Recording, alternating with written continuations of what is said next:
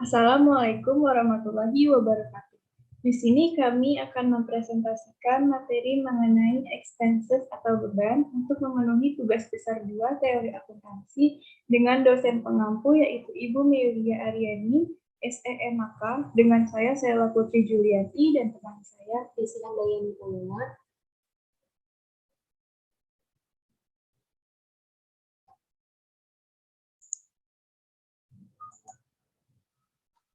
Di sini saya akan menjelaskan mengenai pengertian beban, pengakuan beban, dan pengukuran beban, serta penyajian beban.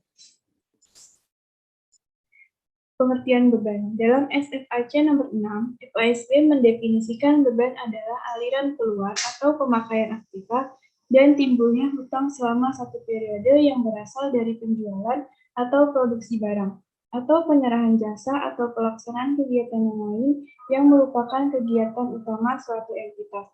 Sedangkan menurut IAI mendefinisikan beban adalah penurunan manfaat ekonomi selama suatu periode akuntansi dalam bentuk arus keluar atau berkurangnya aktiva atau terjadinya kewajiban yang mengakibatkan penurunan ekuitas yang tidak menyangkut pembagian kepada penanam modal, yaitu berdasarkan paragraf 70B.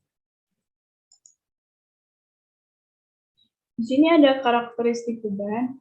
Ada 2 karakteristik, yaitu yang pertama aliran keluar atau penurunan aset, yaitu outflow of asset, gross decrease in asset, decrease in economic benefits, using up of asset, consumption of asset, use of economic service, expired cost, applicable cost to current period, dan yang kedua ada akibat kegiatan yang membentuk operasi utama yang menerus, yaitu ongoing merger operations, profit directed activities for the purpose of generating revenue, creation of revenue, dan earning activities. Lalu ada pula karakteristik utama pendukung, yaitu ada 4. Yang pertama, berdasarkan penurunan aset. Yang kedua, operasi utama yang menerus. Yang ketiga, kenaikan kewajiban. Dan yang keempat, penurunan ekuitas. Di sini ada sumber rugi. Menurut SFAC nomor 6, paragraf 85, berikut ini merupakan 4 sumber rugi yang diidentifikasi FASB adalah yang pertama peripheral dan incidental, yang kedua transfer non timbal balik atau non-reciprocal transfer dengan pihak lain, yang ketiga penahanan aset atau holding aset, dan yang keempat faktor lingkungan. Lalu ada jenis-jenis beban.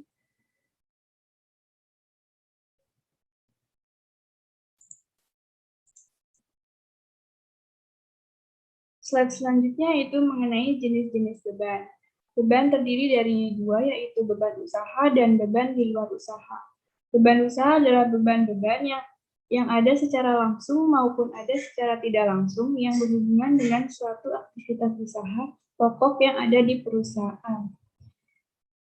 Beban usaha terdiri dari 3 golongan, yaitu HPP atau harga pokok penjualan, yaitu harga pokok atau harga yang dibanderol untuk barang yang akan dijual selama dalam periode akuntansi. Lalu ada beban penjualan, yaitu beban yang berhubungan dengan suatu usaha memperoleh pendapatan dari si pembeli dan usaha dalam melayani pelanggan. Dan yang ketiga ada beban administrasi, yaitu biaya non-produksi utama yang ditampilkan dalam laporan laba bersih. Lalu jenis beban yang kedua itu beban di luar usaha, yaitu beban itu sendiri keluar atau timbul akibat adanya aktivitas yang ada atau yang dilakukan di luar usaha pokok perusahaan. Selanjutnya mengenai pengakuan beban. Beban diakui dalam laporan laba rugi atas dasar hubungan langsung antara biaya yang timbul dan pos penghasilan tertentu yang diperoleh. Kalau manfaat ekonomi diharapkan timbul selama beberapa periode akuntansi dan hubungannya dengan penghasilan hanya dapat ditentukan secara luas atau tak langsung, beban diakui dalam laporan laba rugi atas dasar prosedur alokasi yang rasional dan sistematis.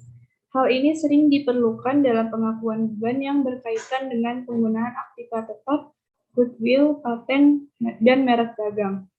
Prosedur alokasi ini dimaksudkan untuk mengakui beban dalam periode akuntansi yang menikmati manfaat ekonomi aktiva yang bersangkutan. Selanjutnya, beban diakui dalam laporan laba rugi berdasarkan hal sebagai berikut. Yang pertama, adanya penurunan aktiva tetap yang digunakan oleh perusahaan, misalnya aktiva tetap. Yang kedua, adanya proses produksi untuk menghasilkan barang-barang atau jasa. Yang ketiga, adanya kewajiban perusahaan terhadap karyawan, misalnya pembayaran gaji dan upah. Yang keempat, adanya kewajiban perusahaan tanpa diiringi dengan perolehan aktiva, misalnya garansi produk dan pembayaran bunga pinjaman.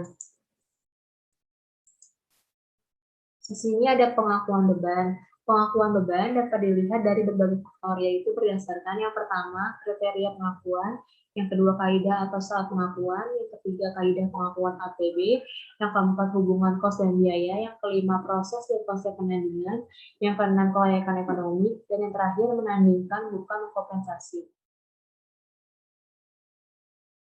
Penandingan dan penyajian pos-pos biaya.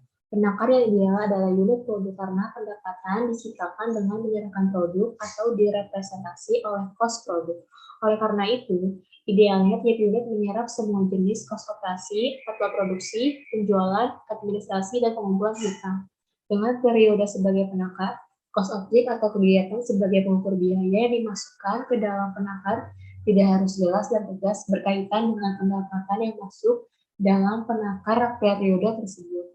Masalah pembebanan kos dan basis asosiasi di atas berlaku untuk semua jenis potensi jasa. Masalah khusus terjadi dalam hal sediaan dan aset tetap, khususnya fasilitas fisik yaitu gedung atau pabrik dan perlengkapan atau plant and equipment. Selanjutnya, pengukuran beban. Dalam mengukur beban, dalam satu periode akuntansi dibutuhkan berbagai keputusan atau pertimbangan. Dalam hal tersebut, terdapat berbagai standar akuntansi yang dapat digunakan sebagai acuan. Misalnya IAS 16-ASB 116 yang menyatakan bahwa nilai-nilai aset yang dapat didepresiasi dapat diukur dengan beberapa cara setelah pengakuannya dan beberapa pilihan alternatif untuk depresiasi. Pengukuran beban atau biaya sama dengan penilaian aktiva dan diukur atas jumlah rupiah yang digunakan untuk penilaian suatu aktiva atau hutang.